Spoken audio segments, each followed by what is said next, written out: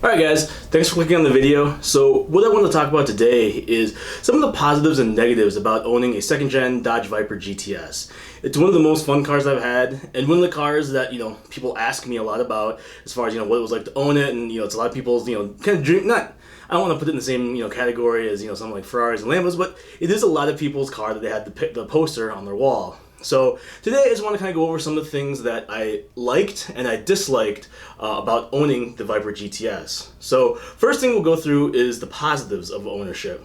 The first thing is the value. Right now, they're probably bottomed out. You're not going to probably get a second-gen GTS for much cheaper, and it's not going to, bottom out on you.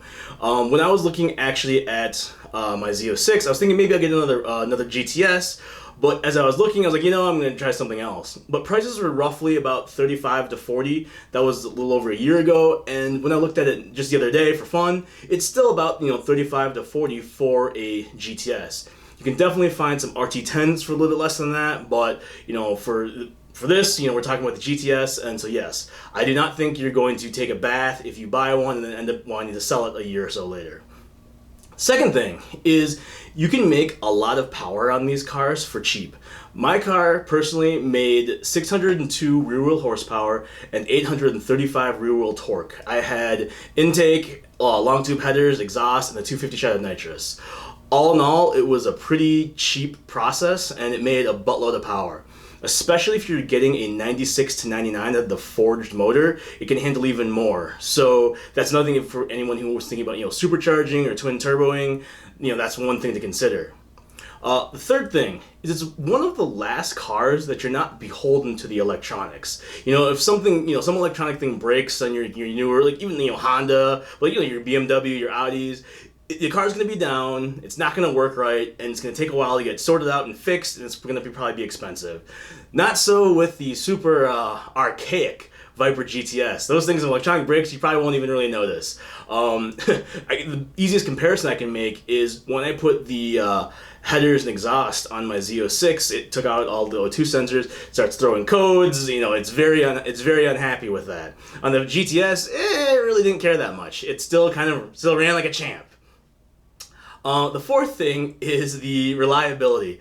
There are a lot of these cars out there that have over 100,000 miles on them. It's not the norm for sure, but there's plenty of them out there that they can take a good pounding and keep going on the road.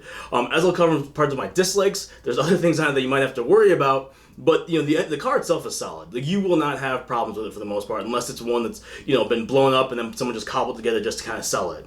But overall, it's a very reliable platform. All these sort of old, American, V8, V10, pushrod motors, not a whole lot goes into them. They've been, tried and true for many, many years, so they've kind of worked out the formula at this point. The last thing that kind of go over as far as some of the positives is, I don't even know if it's really a positive of the car, but it's maybe like a misconception of it. It's sometimes viewed as a sort of, quote-unquote death trap. A lot of Vipers have been in a lot of accidents, and so that does give some people hesitation of, if they're thinking about, I don't want a car I'm going to be afraid of. So first off, I want to say on that one is, it is a little twitchy. I will acknowledge that. And it is, like we're saying, very analog. There's not a whole lot of driver assistance on it. So I think the thing, though, is that a lot of people got into it who were not necessarily what you would call, experts at driving, or the initiated, so to speak. And they, maybe got themselves in a situation where they, the car was a little bit too much to handle. For the most part, though, it's not too bad. One thing that can really help is if you get a proper track alignment on it. That can really help it as well as far as cornering, and it makes it a lot more enjoyable of an experience. But I would definitely not, rule out owning a Viper GTS because you think that's a dangerous car, or if, you're out there and you're trying to explain to your loved ones why you're going to get a Viper GTS, you can say, well, hey, look, it's not as dangerous as people say. These are the reasons why. So those are the kind of the positives of owning a Viper GTS that I can think of. Next, we're going to go into some, the things that maybe I didn't like about owning the Viper, and things you should consider now as you're owning a car that is, more or less 20 years old.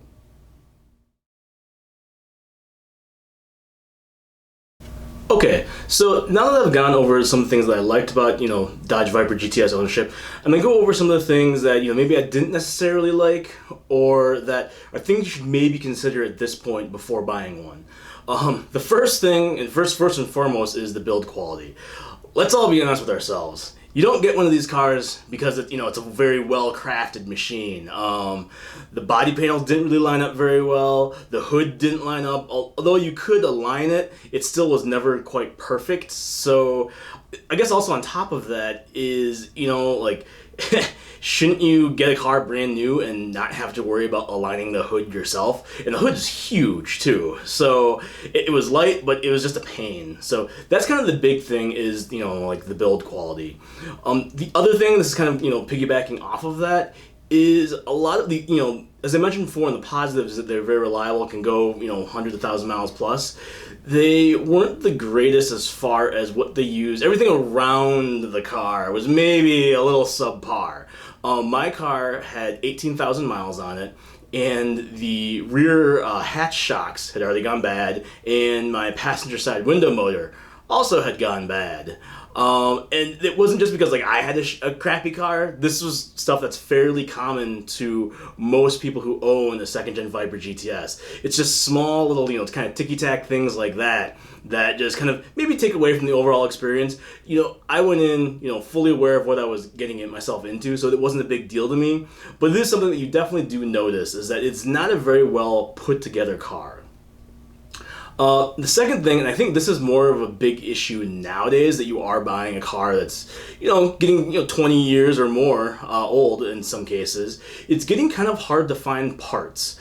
And I'm not talking about aftermarket parts, I'm talking about just sort of regular basic parts.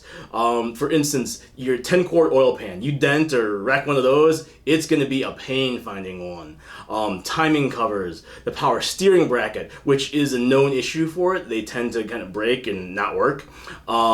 Just random sensors, cam sensor being the one that, off the top of my head, those things are getting kind of harder to find, being that it is kind of an older car. So it's, one of those things that you gotta kind of, balance or, weigh out the pros and cons to see what it is for you. But that it would be kind of annoying at this point if I was going to be buying a car. The third one is the interior. I mean, look at this. That is not a good looking interior. I mean, it was dated even when it came back out in '96, it looked old.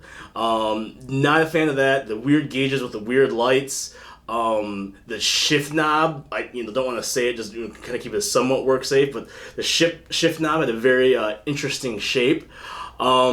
But that's, again, you don't buy a Viper for the interior, so it is what it is. But it's bad even by sports car standards. I can handle a lot of bad interiors. I'm fine with that. I mean, hell, I own a Chevy, so I'm fine with some bad interiors. But the Viper GTS, the second gen Vipers, it was particularly bad. Kind of the last thing is it got rather warm inside. I don't think that the second gen was as bad as the first gen. I've never actually been in the first gen. I've been in all the generations, subsequent to that, but I was never in the first gen. And you hear stories about people burning their legs getting out of the car. I never ran into that. But it does get warm inside, especially under, full throttle. It shuts the AC off. There's a $10 fix to, kind of change that, but it is kind of annoying. High flow cats, from what I understand, for you people that live in areas that require cats. I don't.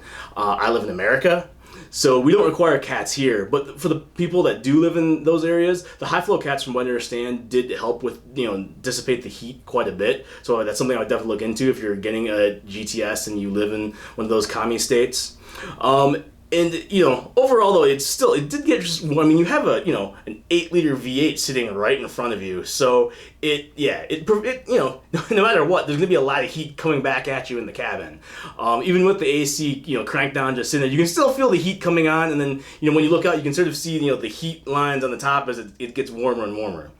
That's really about all I had for dislikes. I didn't have as many as I thought I was going to end up with. I was going to try to do 5 and 5. Didn't end up working out that way. Overall, great car. Highly recommend it. I loved owning one. It's one of those things that I think, if you want to, you should definitely go scratch that itch, because it's going to keep, gnawing at you and gnawing at you. Go out, enjoy it, have fun, and then, make your own conclusion of that. So I appreciate you guys, and I will see you next time.